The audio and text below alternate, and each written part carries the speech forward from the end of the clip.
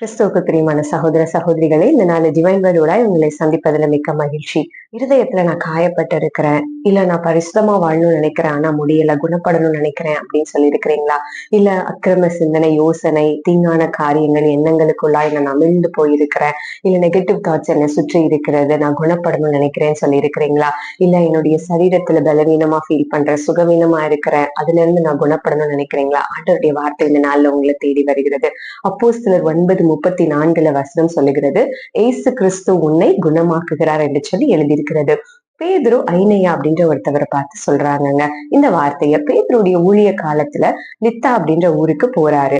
இந்த ஐனேயா 8 வருஷமா கட்டில் தான் வாழ்க்கை அப்படின்னு சொல்லி வாழ்ந்து கொண்டிருக்கிறார். ஒரு முடமான வாழ்க்கைங்க. அதை தாண்டி அவரால் ஒரு ஸ்டெப் எடுத்து வைக்க முடியாது. அதுதான் தன்னுடைய உலகம் என்று சொல்லி வாழ்ந்து கொண்டிருக்கு. இவர் மாத்திரமல்ல, 38 வருஷம் கட்டில்ல கிடந்த ஒருத்த மனுஷனை பெதஸ்தா குளத்துக்கிட்ட பாக்குறோமுங்க. அவரும் கட்டில் தான் வாழ்க்கைன்னு சொல்லி கிடந்தாரு. இன்னொரு இடத்துல பாத்தீங்க அப்படின்னு சொன்னா 4 பேர் ஒரு திமிர்வாதனை கூட்டிட்டு வந்தாங்க இயேசு கிட்ட அப்படின்னு சொல்லி எழுதியிருக்கிறது.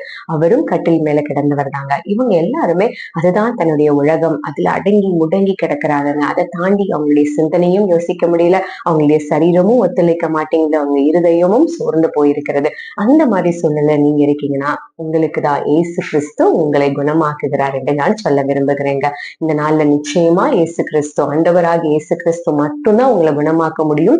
அவர் உங்களை குணமாக்குவார். நீங்கள் எதை குறித்தும் கவலைப்படாதீங்க. கர்த்தர் நிச்சயமாய் உங்களை கைப்பிடித்து எழுந்து தூக்கி விடுவார்.